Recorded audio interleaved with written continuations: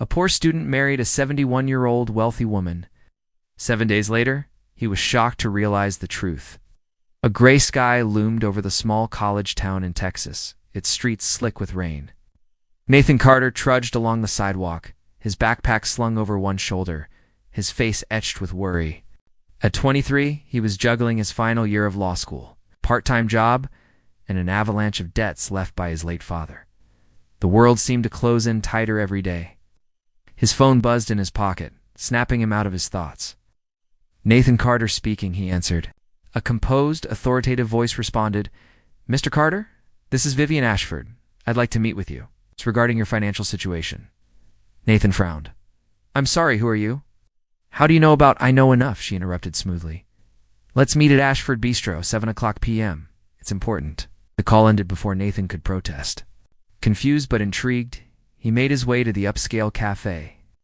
The rain fell harder as he arrived, his jacket doing little to keep him dry. Stepping inside, he was greeted by warm lighting and the aroma of fresh coffee. At a corner table sat Vivian Ashford, a striking woman with silver hair styled impeccably, dressed in a tailored suit that radiated wealth. "Nathan," she greeted, gesturing for him to sit. Her tone was calm, yet commanding. Nathan hesitated before taking the seat opposite her. "Mrs. Ashford, what's this about?" "Straight to the point." "Good," she said, sipping her tea. "Nathan, I know about your debts, the ones your father left behind. I know you're barely scraping by. I'm here to offer a solution." Nathan's brows furrowed. "And what would that be?" She set down her cup, her piercing blue eyes meeting his. "Marry me." The words hung in the air, heavy and surreal. Nathan blinked, sure he'd misheard. "Excuse me? You heard me?" she said, her voice steady. "This isn't about romance. It's a business arrangement. I'll pay off all your debts, ensure your financial security, and in return, you'll be my husband." Nathan let out a disbelieving laugh. "You're serious? Why me? You don't even know me." Vivian leaned forward slightly. "Exactly. You're young, unattached, and desperate enough to consider this. I don't need love, Nathan. I need a companion, someone to share my name, my estate, and nothing more. Think of it as a contract." Nathan shook his head, his mind racing. "This is insane. What's in it for you?" Her expression softened for the first time. "I've spent my life alone, Nathan. I've no children, no family left. I want companionship, even if it's just for appearances, and I want control of my legacy. A husband will help solidify that." He stood abruptly, the chair scraping the floor. "I can't. I need time to think." "Of course," she replied coolly. "But don't take too long. The offer doesn't stand forever." Nathan walked home in a daze, the rain soaking through his clothes. That night he sat at the kitchen table with his mother, her pale face etched with worry. The cost of her treatments had drained them both, and his younger sister's tuition loomed like a dark cloud. "Nathan," his mother said softly after he explained Vivian's proposition, "I know it sounds unthinkable, but if she's willing to help, maybe it's worth considering." Nathan stared at his hands, torn between pride and desperation. "You re-asking me to marry a woman I don't love just to solve our problems?" "I'm asking you to save yourself," she said, her voice trembling. "To save us." The following morning, Nathan returned to the bistro. Vivian was already there, her demeanor as calm and composed as before. "You've decided?" she asked, not looking up from her tablet. Nathan took a deep breath. "I'll do it." She smiled faintly, setting down her tablet. "Good. The arrangements will be made immediately." A week later, Nathan stood in a small courthouse, dressed in a suit Vivian had provided. The ceremony was quiet, witnessed only by her lawyer and a notary. As they exchanged vows, he couldn't shake the unease in his chest. When the officiant pronounced them husband and wife, Vivian turned to him with a smile that didn't quite reach her eyes. "Welcome to your new life, Mr. Carter." As they left the courthouse, rain drizzling once more, Nathan looked at his reflection in a puddle and wondered had he just saved his family, or sold his soul? The gates to Ashford Manor creaked open as Nathan's cab rolled up the long driveway. The house loomed ahead, a sprawling mansion that could easily pass for a museum.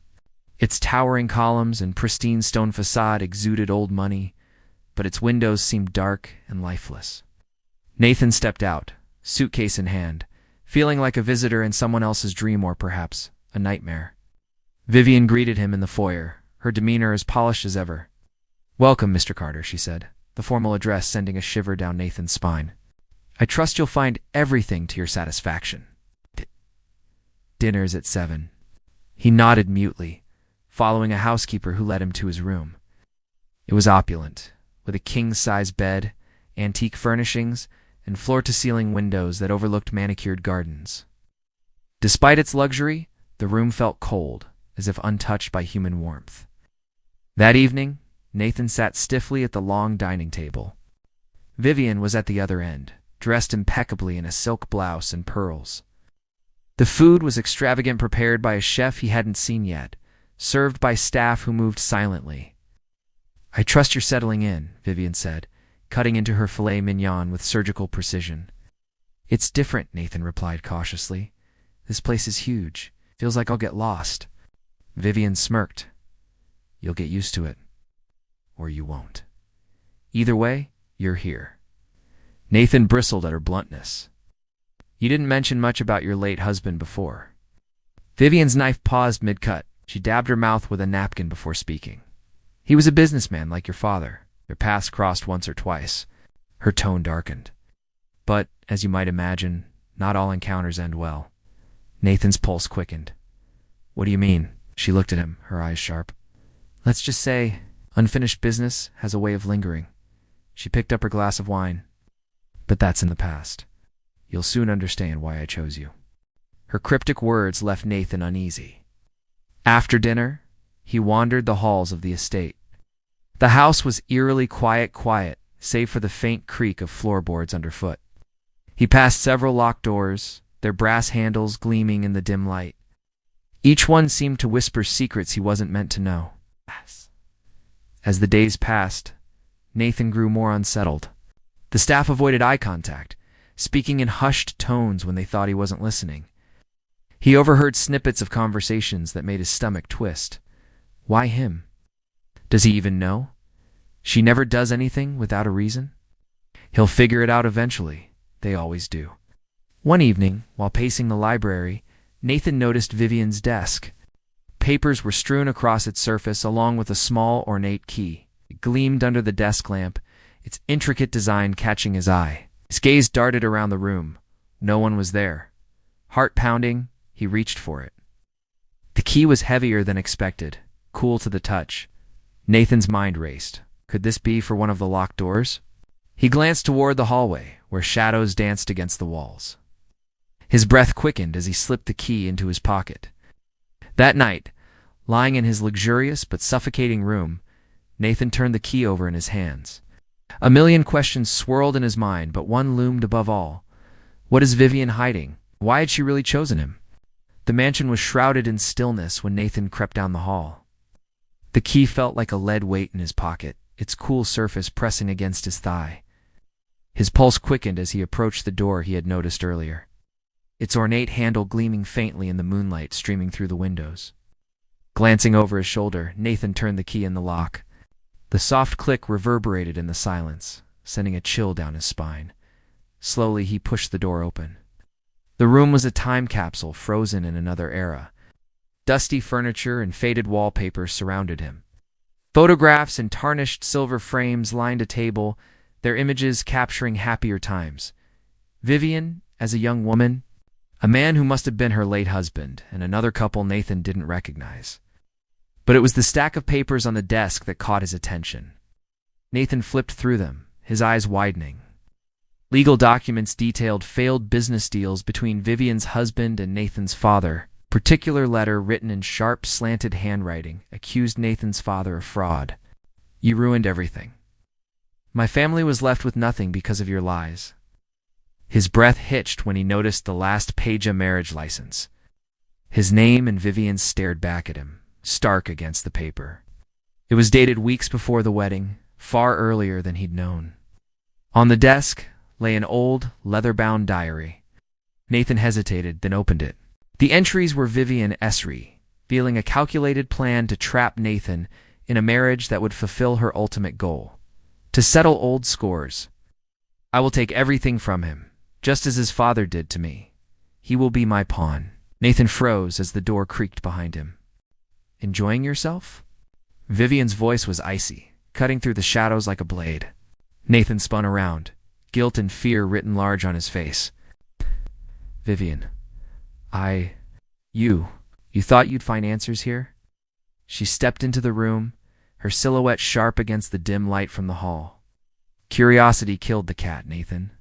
What do you think you're doing? His voice was low but firm. Why did you really marry me? Is this about my father? Is this some kind of revenge? Vivian's eyes hardened, her usual composed facade cracking. It's not your place to ask questions, Nathan. Just do what you're retold, and you will leave this marriage better off than you started. Isn't that enough for you? Nathan's fists clenched. Enough. You've lied to me, manipulated me. This isn't a marriage. It's a trap. Vivian's lips curled into a faint smile, one that didn't reach her eyes. A trap, is it? Maybe you should have thought twice before signing those papers. She stepped closer, her tone venomous. You may think you're smart, Nathan, but you read just like your father, blind to the damage you cause until it's too late. Nathan glared at her, the weight of his father's legacy crushing him anew. If you hated him so much, why take it out on me? I had nothing to do with what he did to your family. Vivian stared at him for a long moment, the silence stretching like a taut string. Finally, she turned on her heel. You're in over your head, Nathan. Stay out of matters that don't concern you. With that, she left the room, her footsteps fading down the hall. Later that night, Nathan lay wide awake in bed, his mind racing.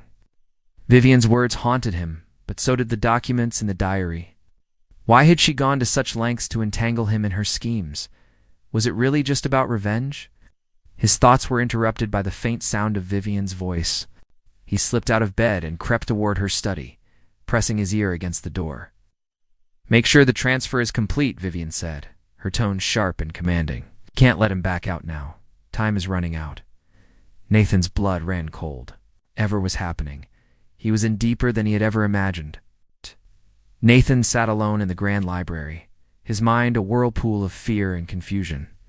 Vivian's cryptic words and the damning contents of the locked room made it clear. He was in over his head. The once imposing estate now felt like a gilded prison, its luxurious trappings concealing dark secrets. That evening, Nathan approached Mr. Langston, the estate's head butler, man whose calm demeanor suggested he'd seen and heard more than he let on. Mr. Langston, I need your help, Nathan said. Something isn't right here. The older man regarded him with a steady gaze, his hands clasped behind his back. I was wondering how long it would take before you came to me. You know something, don't you? About Vivian? About all of this?